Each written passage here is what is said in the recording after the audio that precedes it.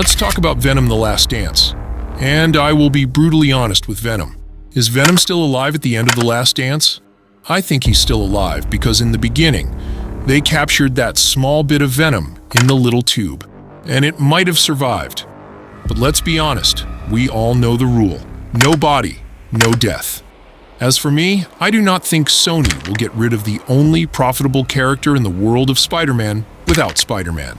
So, before he splits from Eddie, Venom says, "See you later, not goodbye," which means that another meeting may happen.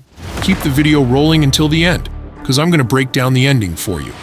But first, let me give you a quick recap of what went down in the movie. Eddie, my home has found us. What does the symbiote god want? Andy Serkis plays the symbiote god whose children symbiote have imprisoned him after a past conflict. Frozen on a throne, hands wrapped around his sword, all black, the Necker sword. He opens portals to send his followers across the universe to find the Codex, which is a metaphysical link between a symbiote and its host that connects to the symbiote's hive mind. And if he can get his hands on this Codex, Knull has a key to escaping his shackles. And since Venom brought Eddie back from death in the past, they form this Codex when they merge into their shared form to the symbiote's hive mind. And if he can get his hands on this Codex, Knull has a key to escaping his shackles. Why would Knull want Venom's symbiote? I know he wants it for the Codex, because Venom brought Eddie back from the dead in the past. But the problem I am going to tell you about, and I think it's a writing problem, is that there's just more than one person who died in the movie. And also the symbiote bonded with them and brought them back to life. For example, Patrick Mulligan bonded with the symbiote and brought it back to life. But Patrick should also have the Codex. But he does not. Only Venom has the Codex. After the events of Spider-Man: No Way Home, the characters find themselves transported back to the universe of 688. They travel from Mexico to New York to help Eddie, who has been run out of town by a corrupt judge investigating him, get back on his feet. That's the reason he ended up in San Francisco. Meanwhile, Area 51 is shut down, but secretly Area 55 remains fully operational as part of the Imperium program. Dr. Teddy Payne, played by Juno Temple, is haunted by the memory of her brother Thaddeus, who died after being struck by lightning from a desert storm while they were holding hands, and the electricity entered and killed him. Together, these two characters form an allusion to Thaddeus Payne, a scientist who experimented with poison in the comics. But I will be honest with you, her story in the movie is very stupid from beginning to end. When she wakes up from her nightmare until the end of the movie, and she still remembers her brother, even though her brother died about 30 years ago, she remembers him more than anything. She works in Area 55 because her brother wants this. She wears the same t-shirt as her brother. She has pictures of her brother in the car and even in the office, which is too much for me. One hint would be enough for me. Switch to General Rex Streeland, who is leading the military forces in Area 55 to hunt down the symbiote seeking refuge on Earth. But there's a report that General Rex presents to a mysterious person, and that person is one of the most mysterious things in the movie.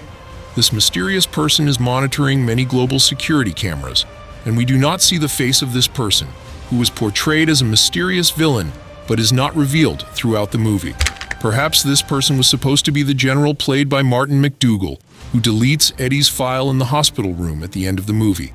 But the image and voice of this mysterious man seem to be younger. But throughout the final dance, Eddie and Venom must remain separated to escape the Xenophages hunting them. They must also escape the Strickland security forces, who are trying to capture them in the desert. They join the family of Martin Rees-Iffens, a conspiracy theorist, in the hope of seeing Area 51 before it is closed. But they join this family and learn some valuable life lessons while singing some David Bowie. They get to Las Vegas, where Eddie and Venom steal a tuxedo from a guy who pees on his feet and run into Mrs. Chen and have a good time gambling and dancing. And then Eddie and Venom are captured by General Strickland's troops and taken to Area 51. When Eddie wakes up, he realizes that the symbiote is not with him. We see him talking to Patrick, who in turn warns him about Knull. General Strickland plans to shoot Eddie to end the Codex problem. He believes this is necessary to prevent the Codex they share from bringing Knull to Earth. Strickland also wants a little revenge for Eddie killing one of Strickland's soldiers at the beginning of the movie. Via Venom symbiote, Sadie returns Venom to Eddie to save him from the Xenophage.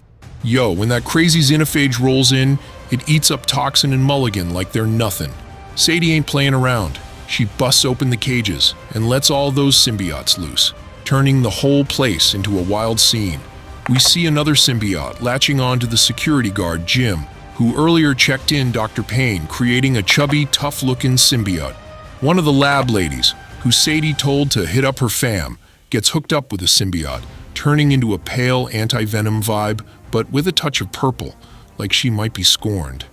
Then at one point, two symbiotes just merge into a wild, multi-headed beast. I have a request and I hope you can help me. It's really hard when you put all your time and effort into something you love and it doesn't work. So, I was hoping you could help me by just sharing my video. If you can subscribe to my channel, click like, and leave a comment. It will help me publish the video and it will reach other people. And my dream will come true. Your support means a lot to me. Dr. Payne has secretly kept a vial of symbiote sample that emits electricity and appears to draw power from her residual electric current and the grief she carries over her brother's loss, transforming her into a purple symbiote with stunning. While Eddie is luring all these Xenopagans away and having a pretty cool motorcycle chase, he gets badly wounded. Venom decides to heal Eddie, and they both make their way to the acid shower Strickland used earlier in the movie to dispose of all the Area 51 hardware. However, Venom absorbs all the Xenopagans into his mass and spits Eddie out, protecting them with a metal hatch. Yo, so Strickland gets hit with that acid and blows up the whole place with a grenade. Too bad we never see him turn into the Tyrannosaurus symbiote like in the comics. Venom's dead, and that Codex thing is totally useless now, trapping Knull again. While Eddie's staring up at the stars, he has this light bulb moment, finally getting what Martin was talking about earlier in the movie. This showdown between Eddie and Venom is wild, and it fills the dance floor with all these symbiotes now chilling on Earth, leaving us open for a sequel. Aight, so Eddie bounces back, and that general wipes his record clean. Makes me think that corrupt judge he was digging into must have been sweating bullets because of all the dirt the Imperium surveillance program could pull on him. Then Eddie rolls back to New York City and starts reminiscing about the good times with Venom from the last movie. While Maroon 5's Memories plays, he's looking out at the Statue of Liberty, which he said before was like a safe spot for lost souls trying to find a new place. And let's not forget, that's where the final showdown went down in Spider-Man: No Way Home. Liberty Island was the spot we all wanted Eddie and Venom to hit up in that movie, but it took this film to finally get him there. But really, it's all about what that statue stands for. Eddie wants Earth to be a safe haven, a home for all those refugee symbiotes. Thank you for watching the video. If you enjoyed it, please subscribe to the channel. Peace.